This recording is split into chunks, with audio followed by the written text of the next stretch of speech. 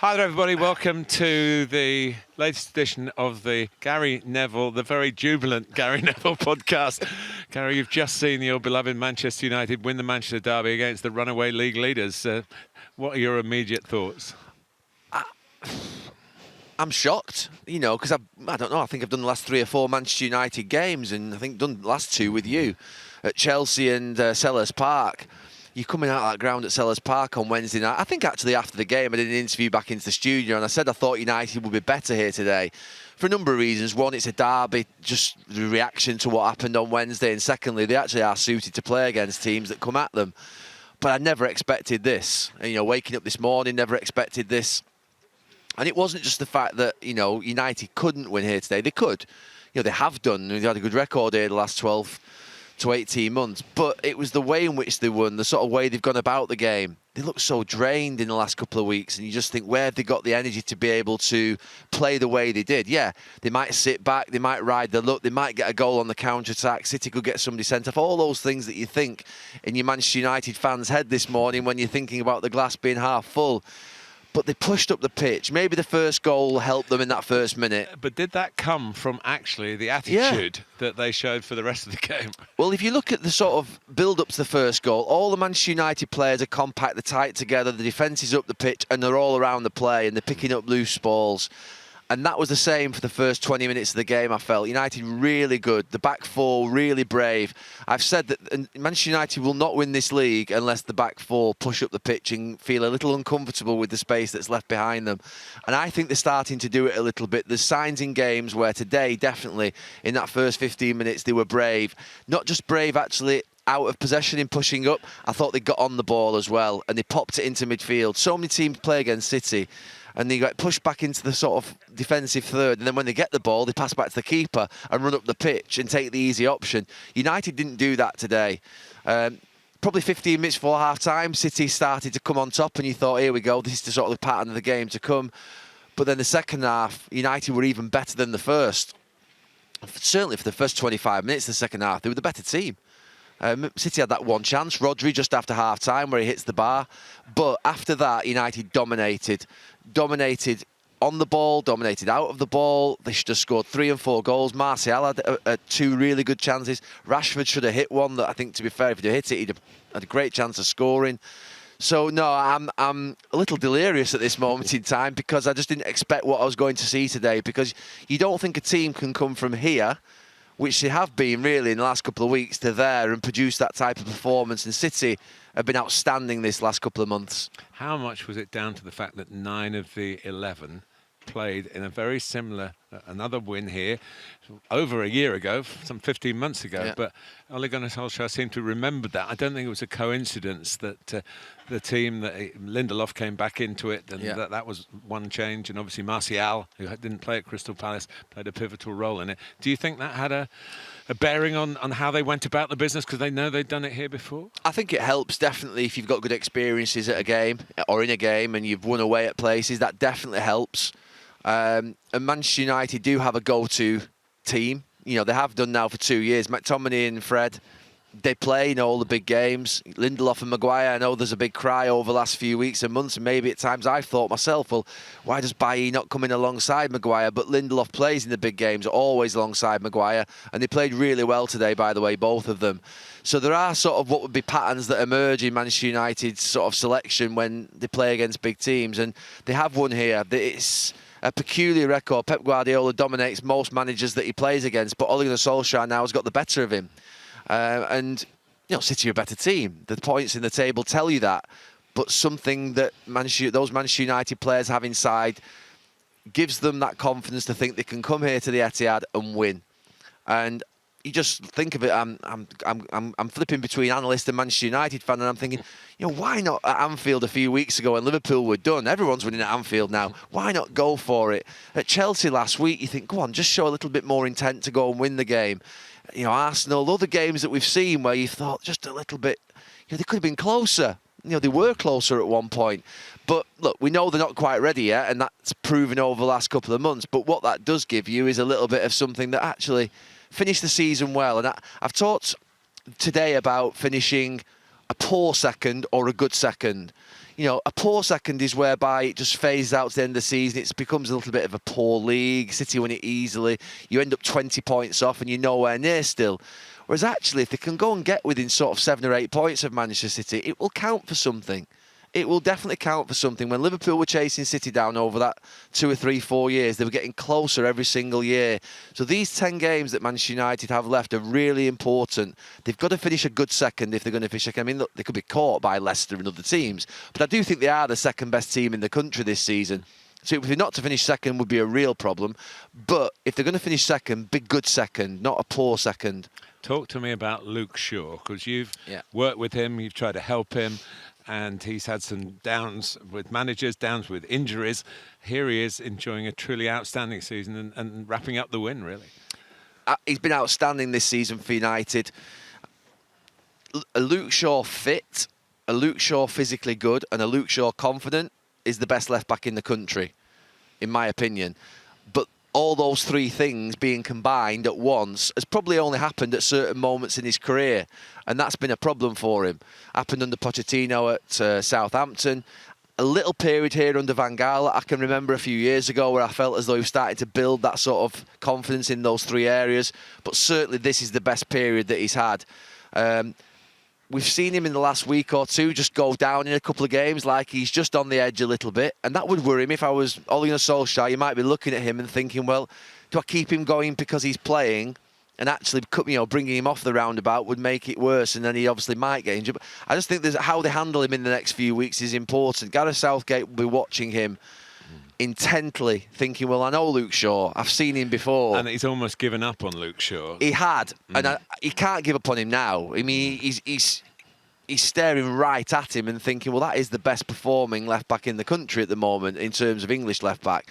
So for me, what he's done today, I mean, he could have scored in the first half, but he's physically right, he's mentally right, and he's clear of injury. So everything's right for Luke Shaw because he is an amazing talent. He's a brilliant talent, and physically he's good. He's got a good height about him. Maybe that's deceiving. People don't realise at home that he's actually very good in the air. He's got a good leap on him. He can play left side centre back, and he did that actually for the last few minutes of the game. It's a little bit like John Stones. Both of them have had the best periods in their career, but they've got to do it season in, season out for 2 or 3 seasons for us to start to really trust that this is the breakthrough. This is the moment where they go from potential to letting you down a little bit, to potential, to letting you down, to potential, to here we go. They are now recognising what they are as the potential that they've got and being really good, brilliant players over a period of 2 or 3 seasons. For City, a bump in the road, that's all? Yeah, it'll be a wound for them. They'll be hurting tonight, Manchester City. Pep Guardiola, they'll be wounded by that because they'll have thought today before the game, this is the moment whereby we really sort of ram it home. When you've got someone on the floor, you just finish them off. And they've not. Manchester United leave here tonight thinking, oh, here we go. And Manchester City are going to win the league, and it's not going to change the dynamic of the season, but it'll just affect the mood a little bit in Pep Guardiola's dressing room for the next few days. They'll feel a little bit down about this, the fact that Manchester United have come here and done this to them. Because it wasn't just a smash and grab. There were large parts of this game where United were really good and could have scored more goals. So it'll wound them, but I think in the end, he'll get over it, Pep Guardiola, because I think he's going to go and win the league again, 3 and 4. But Manchester United, it's all about how they finish the season. They've got to really think about how they catch this Manchester City team in the long term. Winning today it'll make them feel good tonight, and City will feel, like I say, bad about it. But at the end of the season, it'll be Manchester City lifting that Premier League trophy. And those Manchester United players have got to work out, and the manager, about how they get to that point whereby they're on that podium. Because that's the only thing that matters. There were many times during the season whereby, playing at Manchester United, we lost games against our rivals, but at the end we were holding the trophy up and no one remembered those games that you lost in. You effectively just remembered who won the trophy. So, yeah, short-term gain for Manchester United today, and a good moment for them, and a surprising moment from where they've been this week in their performances. And for City, they'll have to pick themselves up. What about the team that won the trophy last season? 6 home defeats in a row. Remarkable. They never had 5 before in their entire history. Now it's 6. Liverpool, discuss. Well, I mean, it was 68 games before those 6 defeats that they were unbeaten at Anfield. I got here early, and put it on in the car on my iPad, watching the game. And it was just before Fulham scored the goal. And I think I tweeted out, how bad are Liverpool? They're really bad. 7 changes, I think, today. Yeah, I mean, 7 changes, but if you go back to the games in the last couple of weeks, I mean, when I say really bad in sight of how good they've been. I mean, this is a team over the last 3 years that we all like different styles of football. For me, if you said to me, put Manchester City over the last 3 years against Liverpool over the last 3 years, I'm taking Liverpool all day long. The speed of play, the aggression in the play, the style of play, I love it. I love it. I love the front three. I love the way in which the back four played. The goalkeeper's outstanding. And this Manchester City team is a fantastic team. Don't get me wrong. And it pains me to say it, that both of them are the biggest rivals for Manchester United. And, Liverpool have been absolutely outstanding and reached unbelievable heights. And I said that a few weeks ago on this podcast that it was acceptable, and I was going to go easy on them, that they would have a little bit of a dip. That after 3 years, this is the 4th year, we could never do it a 4th year at Manchester United. There was always that dip. But this isn't a dip. When we had a dip at United, it might be we finish 2nd or we might finish 3rd. I mean, this is an absolute... collapse. It's a collapse. It's an absolute collapse. And they're woeful at the moment in every single way. And I don't know what it is. I'm sure there's no panic there. I mean, I'm sure Jurgen Klopp he's got the experience, he's got the quality, and he'll know that, ultimately he needs to get his team, this season needs to finish. Simple as that. He just needs to get this season over and just limp over the line and wheelbarrow them over the line if he has to. But then when he gets them to the end of the season, he's going to have to regroup. But then you think about the fact that there's the European Championships, and then all of a sudden the season will start again pretty quickly. His players aren't going to get much of a rest. But they've got to regroup. They've got to make sure that the damage that's being done at this moment in time in terms of the confidence isn't long-standing, and that the fact that they won the title last year and got to a Champions League final and won it the year before, and the Champions League final and lost it the year before that, it's still the same group of players. Is that the problem?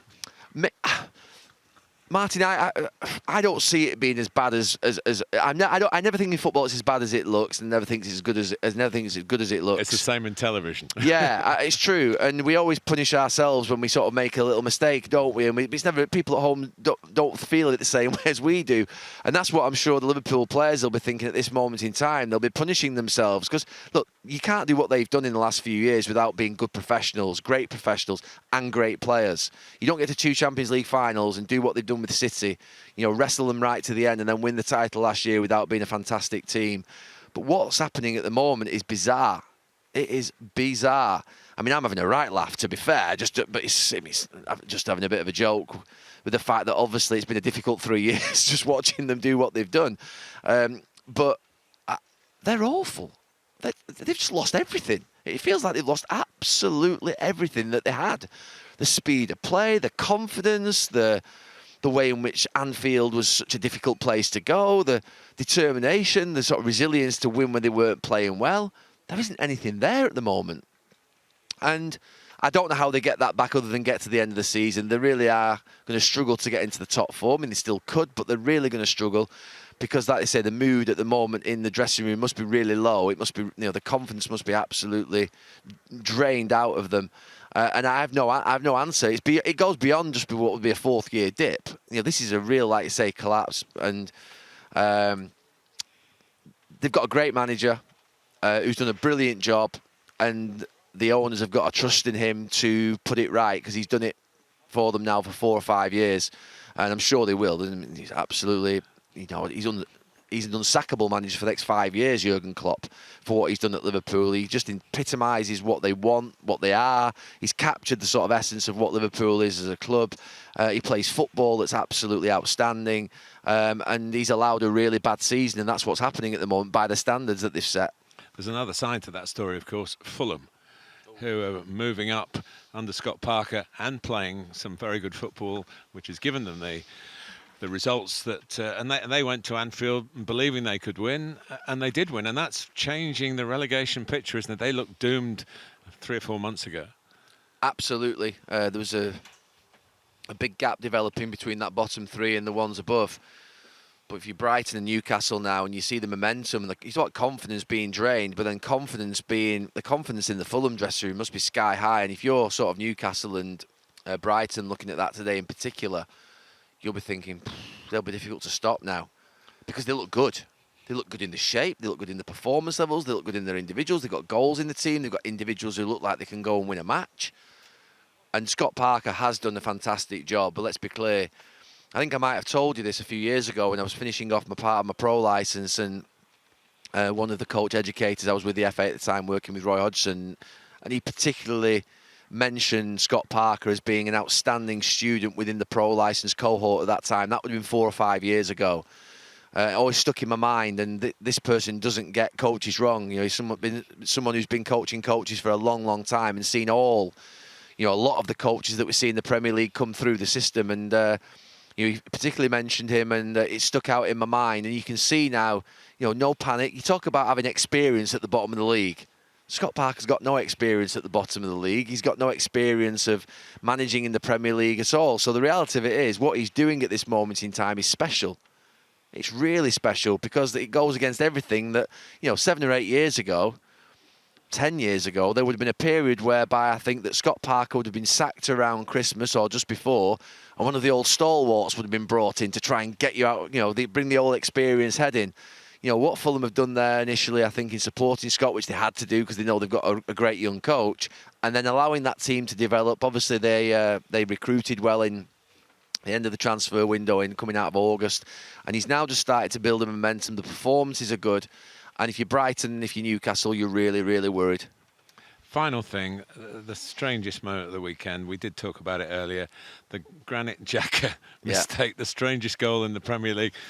Chris Wood didn't really know how to celebrate it, hit him on the hip and went in. The justification of playing from the back is obviously all the top teams are doing it, so there's purpose there. But do you have to risk a moment like that to keep this philosophy going? Well, it's got to the point now, Martin, where I don't even highlight that as being a surprising mistake anymore. I think the man who manages this club here is responsible for that. I think it was 2011 in Rome, was it? The final? No, 2009 in Rome. That was the final in Barcelona Manchester United final, where I first saw firsthand Piqué and I think it was Abidal. No, Yaya Toure. It was Yaya Toure, centre-backs. Playing at the back, Split to like 3 yards off the touchline.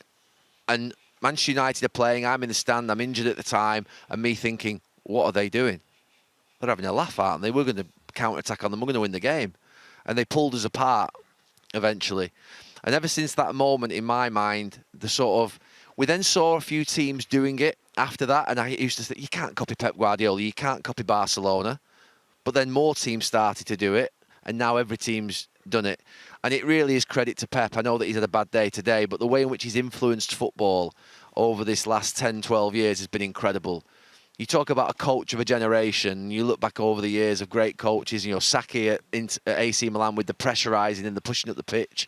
You think of Sir Alex Ferguson with the risk and the rotation of substitutes and the rotation of teams, which is, I think, something that he introduced into certainly this, the English football for the first time. The great coaches influence eras, not just with the results, but with the style of play and the way in which they approach the game. And what we saw yesterday is a goal now that we've seen quite a bit of. And I think gone are the days now where pundits sit there and say, I can't believe, just knock it up the pitch, get it up there and hit the big man. We're probably not saying that anymore, because the reality of it is we're not going to change the flow of football that exists. We see Manchester United do it here today away at the Etihad. Maguire and Lindelof split on the 6-yard box and Henderson playing it to them and popping it into McTominay at the edge of the box. Something that I would have felt wholly uncomfortable with during my football career because it was something that we were told not to do. You don't go back and get it off your goalkeeper off 4 yards out. You don't play inside your own box. Well, you couldn't do it in those days from a goal kick, could you? Even till this season, they couldn't do it. But even open play. It's part of it, isn't it, now, from goal kicks to do it. And it has changed the game at this level, and it will be very interesting to see how it filters down from this level. I think there's a number of things. One, the pitches are absolutely outstanding, which allow you to do it more than even 20 years ago. I think the technical ability of the players, and I think the philosophy of the coaches. All these things mean it contributes towards, and the influence of Pep Guardiola in this last 10 years, but a specific coach. But then the other coaches off that thinking that's the right way to play. And I think that ultimately the way in which the goalkeepers are now play better than probably some outfield players would have done 20 years ago. The game's changed, and it should change. We should welcome these changes. I think gone are the days now where I sit on Monday Night Football and would sort of criticise Xhaka. I would criticise him for the execution, but not for the principle. So for me, now what we see in this is that this is the normality, that the players are going to play out from the back in their own box, but the execution of what he was trying was wrong. So the idea that he was given a bad pass by his goalkeeper or he was given a bad pass by his teammate, no, I don't go along with that either. I think the reality of it is that pass is expected to be given. They're coached to give that pass to Xhaka there, and Xhaka just gets it wrong. He doesn't scoop it. He doesn't either play it either side of Woods or I think he tries probably just to sort of drift it over him. He does with his weaker foot. Yeah. But it is exciting, actually, isn't it? Because that's the kind of goal that would never have happened before. The ball's booted up to the halfway line and play commences from there. Now, as commentators, we have to watch every goal kick because it could easily happen. Well, not easily happen, but it could happen. Well, we watch every goal kick because we know something like that could happen and teams can pressurise you. But even the last 15 minutes of this match today, Martin, 15 years ago, that would have been balls being lumped into the box. 20 years ago, that would have been balls being played into the box. That would have been two big strikers maybe on the pitch. It would have been a completely different ending to a game than we've witnessed here today. That doesn't happen anymore. You may see slightly different changes in shape, but the game is different. It's very different. I think that English players are benefiting from it. I think what's happened in the last 5 or 10 years in the Premier League is that English coaches, English players. We're now starting to see Steven Gerrard today, we should mention him, has won the Scottish League. Yeah, congratulations. Up in Scotland. Yeah. Scott Parker. We thought there was a worry 5, 6, 7, 8 years ago that English coaches were going into punditry, that they weren't, the best English minds, if you like, weren't going into the game. But we're now starting to see that change. Frank Lampard obviously has been at Chelsea this season. So I do think there is a developing group of English coaches that are coming through. John Terry's at Aston Villa, Michael Carrick's on the bench here, and there are many, many more. But also, the English players technically are so much better than they were 20 years ago. Gascoigne was a freak, and he still is a freak in some ways. But when we see players on the pitch like Phil Foden, then you see other Mason Mount's goal the other night. Mason Mount. I think there are a lot more technically gifted players in central midfield areas, number 10s, wide players, different types of talent than maybe existed. When I played for England, even certainly before that, where they were really great players, don't get me wrong, but they were being coached in a different era where a winger had to cross the ball. Winger doesn't cross the ball that much anymore. He plays his way in, he dribbles, he finds pockets. And he the game cuts in and shoots on his stronger foot. He does, yeah. Inverted wingers. But it's something I never really had to face as a fullback. I usually played against a left-footed player more often than not. So no, the game has changed dramatically. We're not going to ever change that back, and why should we? Because it is the development of the game, and I do think that the influence of Pep Guardiola, of Jurgen Klopp, Maurizio Pochettino, Jose Mourinho, all these great coaches we've had. If you could say to me about the Premier League in the last 5 or 6 years and why I think it's gone back up to being the one that's challenging in Europe year in, year out again, it's the influence of the coaches. Do you know what we used to say about we need the best players in the world coming to England rather than going to Barcelona and Real Madrid? I disagree.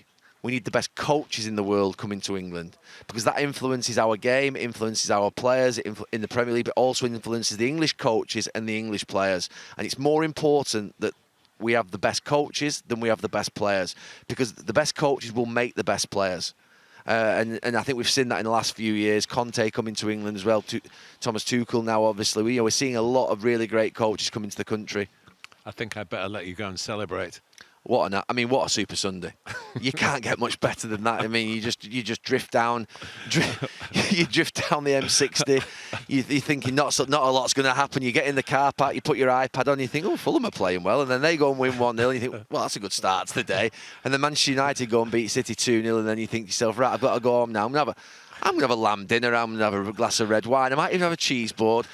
I may even go on a little bit further on that. You know that finishing beer that you sometimes have? Are we allowed to talk about this on podcast? The children listen. But it could be one hell of a night in the Neville household. There's only 4 of us. I mean, there's no one else coming. And the kids go back to school tomorrow. The kids go back to school. It's actually my daughter's birthday today as well. Happy birthday, Sophie. She's 11. So, yeah. I mean, to be fair, she's a massive United fan. Too early to start drinking, obviously, but but she's had a good day, I'm sure, without me. Thanks, Gary. Thank you.